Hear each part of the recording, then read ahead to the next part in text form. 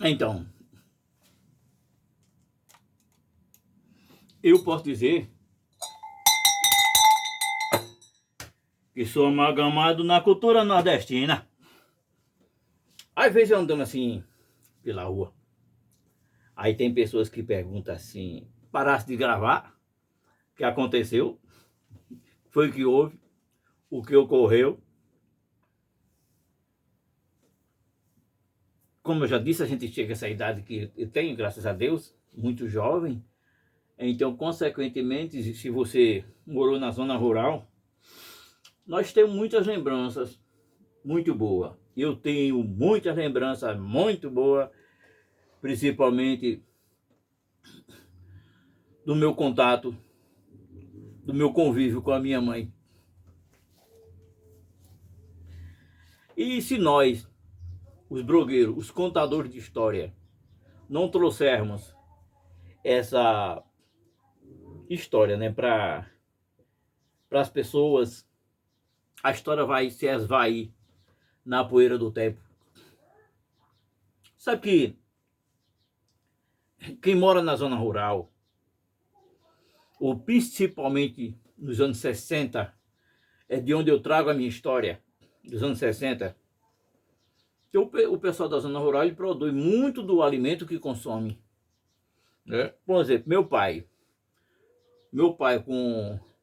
com mais 4 irmãos mais velhos do que eu, isso nos anos 60, eles iam para o roçado com meu pai, cuidar, né, do roçado, eles vão para o roçado. Né? Ele plantava mandioca, plantava o girimum, gostava muito de plantar também o cará São Tomé, né? Mas principalmente a plantação da mandioca. Eu tenho um irmão, mora em Maceió, quando ele era adolescente, o trabalho dele era mais cuidar de animais, gado graúdo, né? Então ele criava sempre boi de almeia, né? Sabe o que é almeia? Antigamente havia muito isso. O cara tinha uma certa condição, aí ele pegava e era uma espécie de empresário. Ele comprava o boi e dava para alguém criar. Aí quando era realmente o período daquele boi já estava bom de matar, ele chamava o rapaz que comprou o boi, meu pai fazia isso. Aí dizia, o boi, eu acho que esse boi já tá no tempo, né, que procurar vendedor. Aí tinha o vendedor que andava pela zona rural, pelo sítio, procurando quem tinha boi para vender. Aí ele pegava e vendia aquele boi, e esse meu irmão Heleno é quem cuidava do boi e cuidava de os bois, né? E tirar capim, levar para o roçado, trazer, e também ele tinha a obrigação de cuidar de um jumento que tínhamos, um jumento que aliás era muito bravo. Minha mãe criava uma cabra, que eu já falei nos meus vídeos, uma cabra da raça marrã, que tinha um peito bem grande. Mas se aquela cabra tivesse viva hoje, era para levar para a feira de exposição, que ela dava muito leite e tinha um peitão bem grande, que era quase que arrastava no chão o peitinho dela. E ela tinha ali no seu pescoço, ela tinha ali, minha mãe colocava um chocalho pequenininho, né? Desse aqui, agora sendo pequenininho, esse aqui é para boi grande.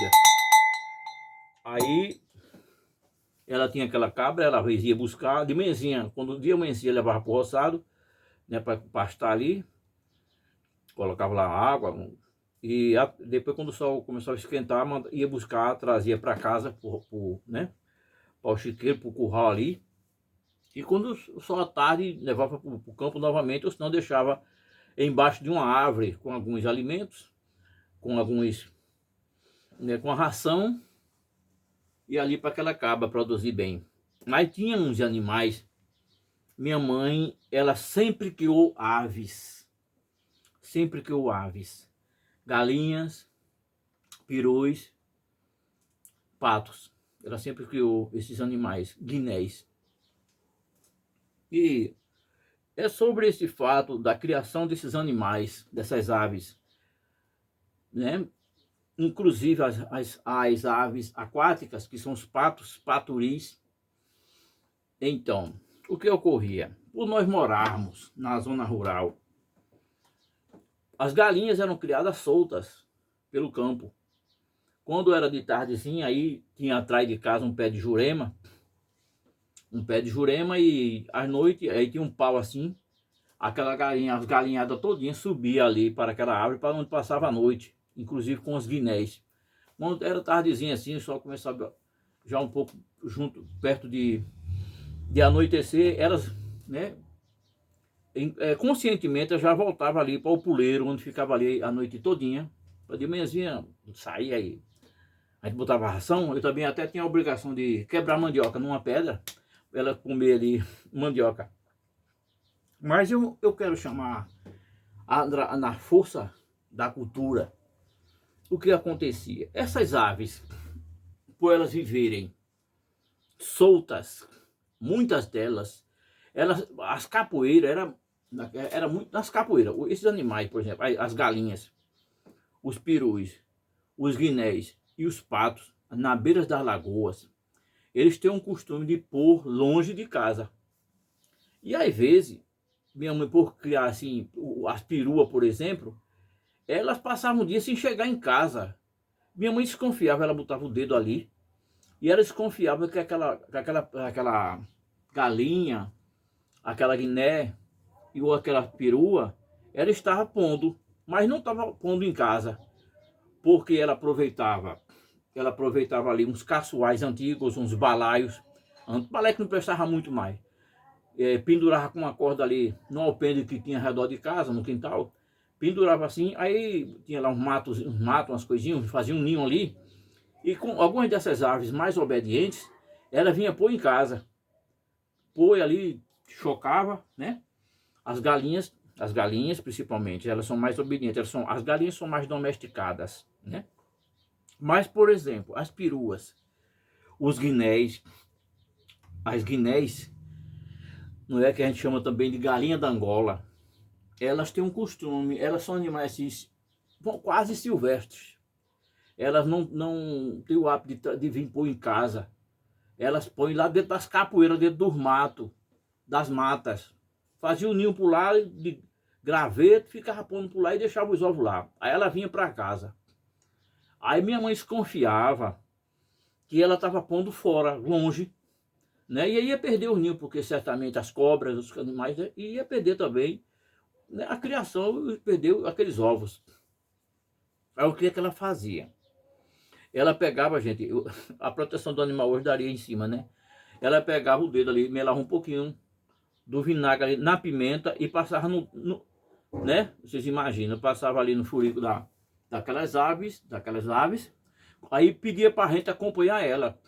E quando ela botava aquela pimenta ali, aquele animal saia correndo para ir pro ninho. Não sei se aliviava, né? Para ir pro ninho.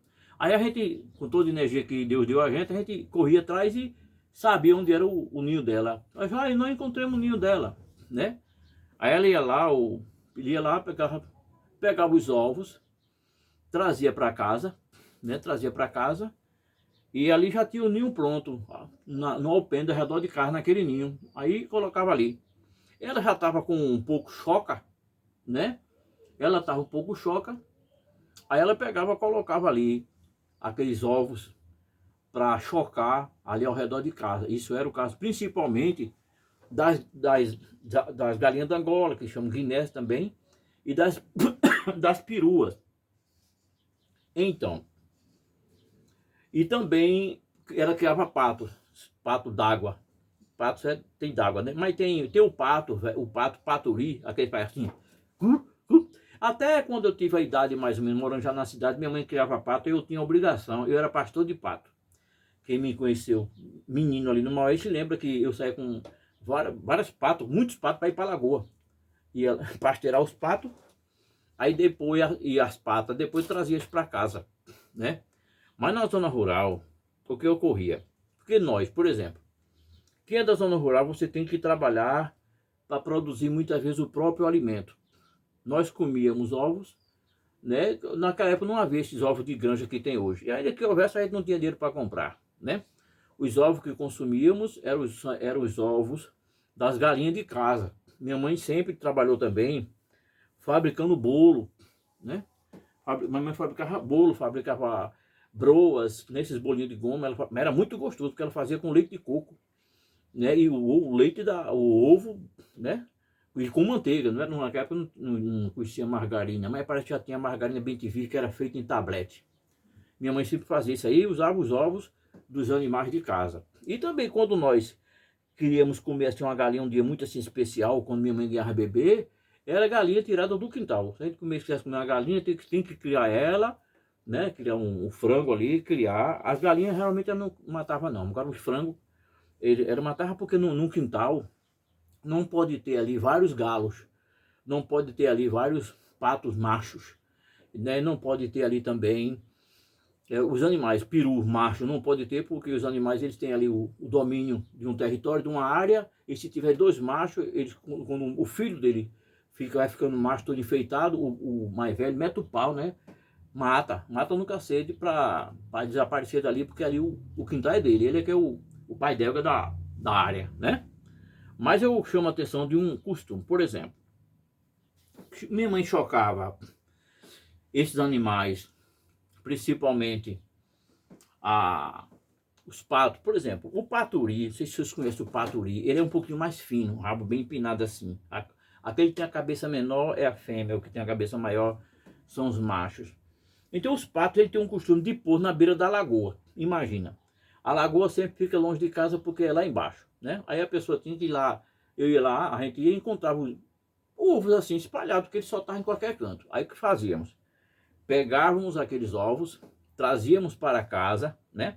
Porque o paturi, por exemplo, quem criou o paturi, ele é um animal, que ela não costuma chocar, ela só vai produzir, ela pega o ovo, põe lá e deixa para lá, ela não tem preocupação de fazer o ninho para ali chocar e produzir seus filhotes, não. Então, geralmente aquele pato maior, né, que nós chamamos o pato peba, é com os patos peba, as patas peba que chocavam os ovos das guinés também e dos paturis, né? Mas eu chego aqui a um crime de assunto, de um tema que ocorria na zona rural, que nós fazíamos, que eu nunca mais vi ninguém fazer, porque também hoje quase ninguém mais cria aves em casa, devido ao mau cheiro, o trabalho que dá. Mas geralmente quem mora na zona rural e tem espaço, né? Aqui nessa região, ando por esse mundo de Mocotó, eu não vejo quase aves assim, porque se deixar as aves soltas, ele vai acabar com as hortas, vai ciscar ali e acaba tudo, né?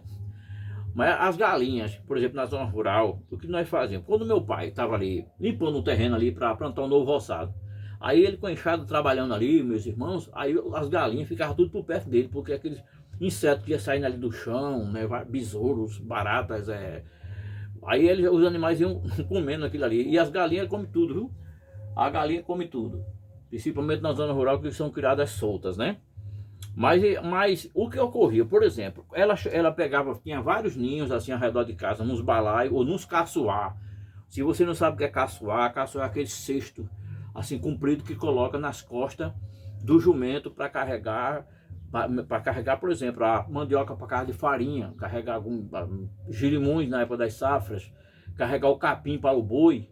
Então, quando era para botar o capim, a gente usava cambito, que ultimamente eu adquiri até uns cambitos que estão ali, que eu haverei, com a permissão de Deus, mostrar aos senhores, porque nós temos esse compromisso com a cultura nordestina, né? Principalmente da zona rural, de onde eu sou oriundo, né? Essa palavra oriundo é de onde eu vim, né? Mas vejam bem, aí ela põe ali, por exemplo, ela colocava na galinha, vamos dizer, 20 ovos, né? Naquele ninho. Aí a galinha botava ali para chocar, a galinha choca e ficava cuidando daqueles ovos. Mas depois ela queria saber, porque, veja bem, a galinha ali põe 20 ovos, ela não dá para esquentar, para cobrir todos os ovos.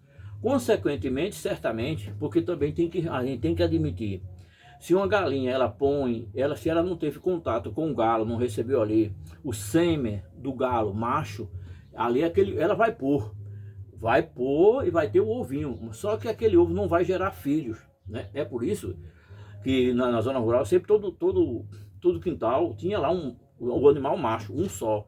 Veio um pai de terreiro, né? Tinha o galo, tinha o peru, várias peruas, mas tinha um peru, o macho, que era o procriador, né? Que era o gerador de descendentes. Aí, mas acontece se Teve uma galinha ali que foi recusada, que é difícil ser recusada, que o galo é miserável, né? O galo, no dia, se tiver 20 galinhas, ele pega todas as 20. Vai montando tudinho, né? Mas se por acaso tiver algum que ele não tiver ali injetado, né, o sêmen, né, o esperma ali, então, consequentemente, ela vai pôr, vai ter aquele ovo. Mas ela pode até ser também, a galinha ser estéril, né? Ser estéril e não produzir filhos. Ou pode ser que o galo seja estéril, alguma coisa pode acontecer. Tanto é que minha mãe, ela pegava, tirava ali os ovos que encontrava ali onde a galinha punha. Aí ela colocava ali 20 ovos, como eu conversei com vocês, em média de 20 ovos. Mas daqueles 20 ovos, ela depois tinha que fazer o teste, aqueles ovos tinha procriado, havia ali o pintinho. Aí ela fazia o quê? É bom por isso que eu trouxe aqui novamente esse candeeiro para mostrar a vocês, porque assim, no início da noite, aí minha mãe ia ali o ninho, pegava o candeeiro, ia ali pegando, tirando devagarinho, com cuidado para não levar uma bicada da perua, né? Nem da galinha, nem da pata, nem da guiné. Ela pegava, tirava ali de baixo todos aqueles, ia tirando aqueles ovos de um em um. E ela fazia isso, ela pegava o ovo, mas vem o que eu estou pegando aqui. Ela olhava assim, na direção do candeeiro, ela rodava, aí dizia, isso aqui tá gordo, isso aqui não presta não. Ela colocava para lá. Era ovo que estava podre, não tinha o pintinho dentro. Ela olhava o outro, aí disse, pronto, esse aqui tá bom, olha. A gente via no ovo branco, né, na direção do candeeiro, a gente via ali o pintinho bem pequenininho, o embrião em formação. Essa aqui ela já separava para o outro lado, consequentemente prosseguia. Então, os ovos que estavam podres, geralmente jogava no mato, fazia um buraco, enterrava, porque fede muito o ovo podre, né? Mas era assim que ela criava, que ela tinha cuidado com seus animais. Minha mãe sempre criou. Nós viemos morar na cidade. Ela prosseguiu com esse hábito de estar criando animais, que ela gostava muito de criar esses bichos, né? Existia a sua técnica, né? A técnica assim da zona rural. E era assim que de vez em quando a gente comia, tinha direito a comer um frango, comer ovo assim, principalmente a gente comia ovo cozinhado, com cuscuz, com feijão. Quando não tinha carne, não tinha o peixe, não tinha outra coisa, ia pro ovo da galinha, né, gente?